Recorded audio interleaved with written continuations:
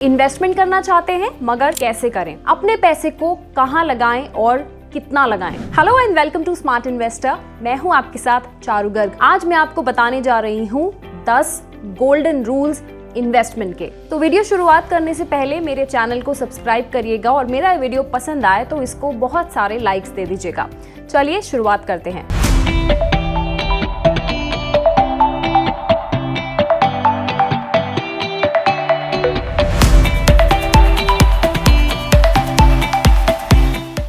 Investment का rule number 1 कहता है स्टार्ट अर्ली। जितना जल्दी आप शुरुआत करेंगे उतना बेहतर आपके लिए होगा। जितना जल्दी हो सके आप इन्वेस्टमेंट करिए।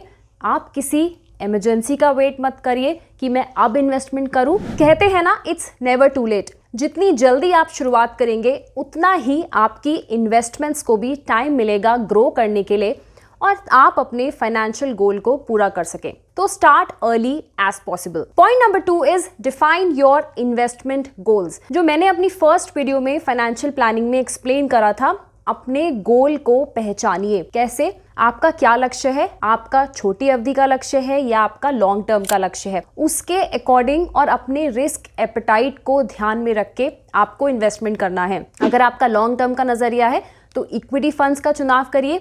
शॉर्ट टर्म के लिए आप डेट फंड्स का चुनाव कर सकते हैं। पॉइंट नंबर 3 क्या कहता है इन्वेस्टमेंट का? Diversify your investments. हम सब लोग कहते हैं don't put all your eggs in one basket. इसका क्या मतलब है? आपका जो पोर्टफोलियो है उसमें आपका जो इन्वेस्टमेंट है वो सारा इन्वेस्टमेंट आपका एक चीज में नहीं होना चाहिए। फॉर एग्जाम्पल, आपने कोई इक्विटी फंड में आपने इन्वेस्टमेंट करा है तो आपका पूरा पोर्टफोलियो खाली इक्विटी फंड्स का ही नहीं होना चाहिए। डाइवर्सिफाई करने को हम क्यों कहते हैं?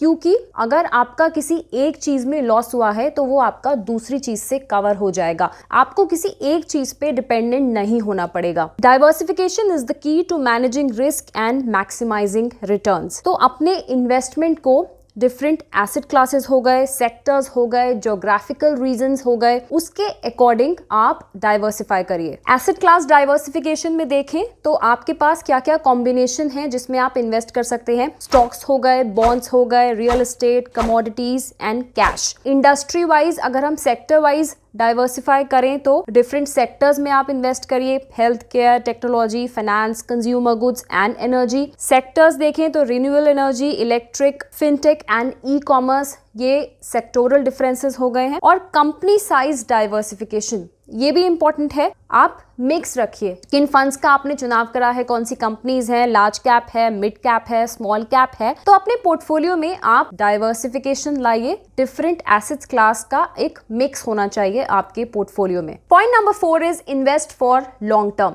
जैसा कि मैं हमेशा कहती हूँ, आप अपना टेन्योर जो है वो लंबी अवधि का लेके चलिए, स्पेशली खास तौर पर अगर आप इक्विटी इन्वेस्टमेंट कर रहे हैं। क्योंकि होता क्या है, अगर आप मार्केट में इन्वेस्ट कर रहे हैं शॉर्ट टर्म के लिए तो मार्केट फ्लक्चुएशन से आपको टर्न्स उतना आपको मैक्सिमाइज नहीं होगा as compare to long run. Long run में मार्केट फ्लक्चुएशंस में एवरेजिंग का भी आपको बेनिफिट मिलता है, आपका जो है वो लॉस भी कवर हो जाता है and you have a probability to gain higher returns. Point number 5 is very important.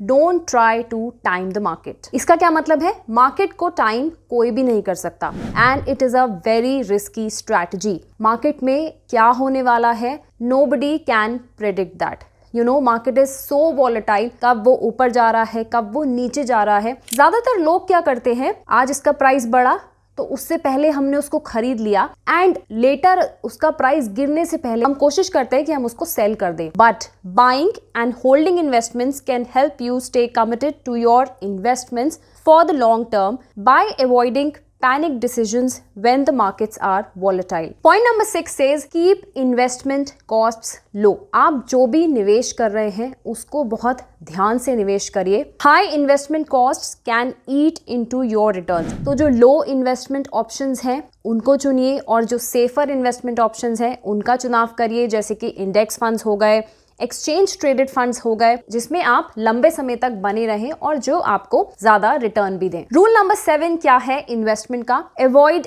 Emotional investing. इसका क्या मतलब है? हमने ज्यादातर देखा है लोग जो है वो इमोशंस के बेस्ड पर या फिर जो करंट मार्केट ट्रेंड चल रहा है उसके बेस्ड पर एक अपना जजमेंट बना लेते हैं, एक अपना क्राइटेरिया बना लेते हैं। फॉर एग्जाम्पल, मार्केट फ्लक्चुएट हो रहा है, मार्केट में बहुत ज्यादा फ्लक्चुएशंस है, मार्केट बहुत ज्यादा वॉलेटाइल है, तो हम पैनिक कर जाते हैं और उसमें हम क्या करते हैं? पैनिक सेलिंग और buying, which should not be the approach. Market fluctuations बहुत ही नॉर्मल है, so stay calm and stick to your investment plan. बहुत जल्दबाजी में आप अपना कोई डिसीजन ना ले, पैनिक सेलिंग या बाइंग ना करें and stick to your long term investment plan. Point number 8 says stay informed, यानी कि आप जो इन्वेस्टमेंट कर रहे हैं, अपना पोर्टफोलियो बना रहे हैं, आपको अपडेट होना भी बहुत जरूरी है। मार्केट ट्रेंड से, न्यूज से अपडेट रहिए कि मार्केट में क्या हो रहा है। शॉर्ट टर्म फ्लक्चुएशंस को अवॉइड करिए और अपने लॉन्ग टर्म गोल पर